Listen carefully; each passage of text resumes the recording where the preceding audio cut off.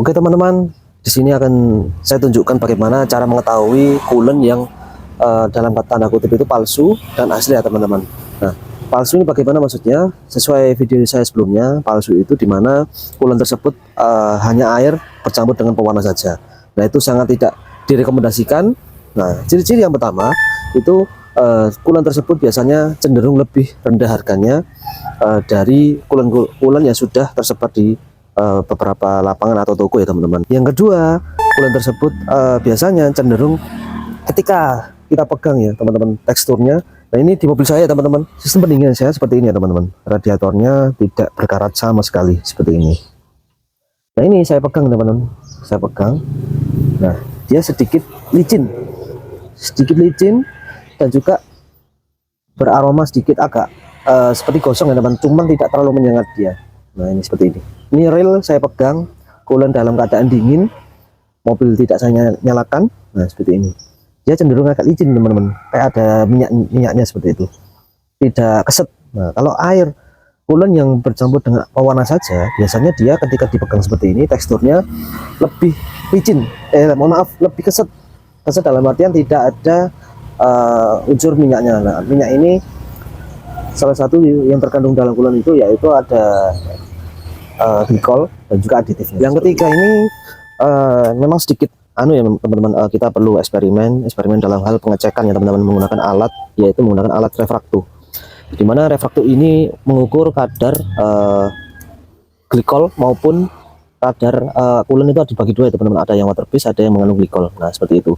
Sebetulnya untuk iklim di Indonesia ini sudah cukup menggunakan water based saja, karena memang untuk iklimnya tidak terlalu ekstrim seperti itu. Nah ini refraktor ya teman-teman, ini ada pipet, ini ada alat refraktor. Nah cara ini saya ambilkan di sampel coolant di mobil saya teman-teman. Nah ini seperti ini saya teteskan teman-teman. Nah cukup 3 tetes saja. Nah kita ukur teman-teman. Nah cara pengukurannya teman-teman, mohon maaf kamera agak sedikit saya pindah.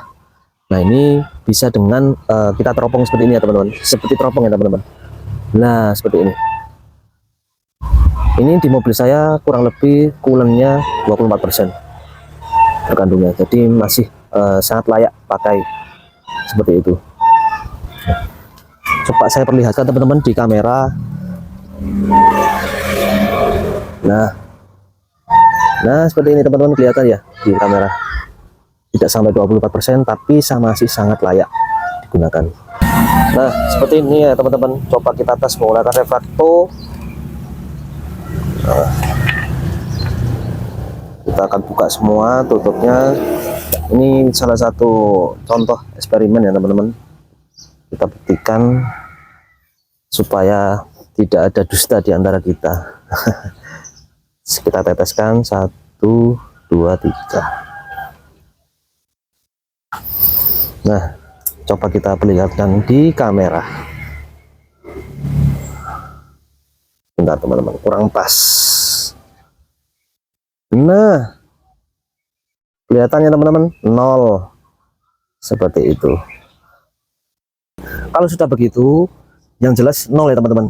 Ketika ditaruh di kendaraan kita gunakan di kendaraan kita, notabene kendaraan kita ini radiatornya menggunakan bahan dari aluminium, ya otomatis tidak kompatibel teman-teman. Pasti itu lambat, tapi pasti radiator kita akan berkarat teman-teman. Kalau sudah seperti itu, ya otomatis kendaraan kita tidak perform teman-teman, sistem pendinginnya mudah terjadi overheat, mudah maintenance, ya sedikit mampet, terutama di termostat teman-teman, pasti akan cepat mengganti. Nah seperti itu. Memang semua kendaraan itu sudah dibekali menggunakan coolant, jadi jangan sampai kita salah kaprah, pakai air aja sudah cukup. Enggak teman-teman, itu akan membuat lifetime atau umur mesin di kendaraan kalian akan cepat pendek, dalam artian kendaraan tersebut tidak bisa dipakai untuk jangka panjang. Seperti itu. Mungkin itu teman-teman penjelasan dari saya. Memang kita diwajibkan menggunakan coolant, tapi kita juga perlu waspada terhadap coolant yang mungkin tersebar di lapangan teman-teman, karena emang teman-teman mobil kalian sudah mahal ya teman-teman, sudah mahal, sudah menggunakan coolant sebelumnya, tapi karena memang mohon maaf tergiur harga sedikit lebih murah, ya akhirnya mengesampingkan kualitas teman-teman, dimana ada harga ada rupa ya teman-teman, seperti itu. Jadi memang perlu sangat banyak pertimbangan, kita lebih selektif lagi di lapangan untuk memilih seperti itu teman-teman. Pesan saya itu apabila ada kurangnya ada lebihnya bisa kalian tambahkan di kolom komentar ya teman-teman. Dan jangan lupa subscribe maupun follow akun Instagram Mumun Merah teman-teman. Terima kasih.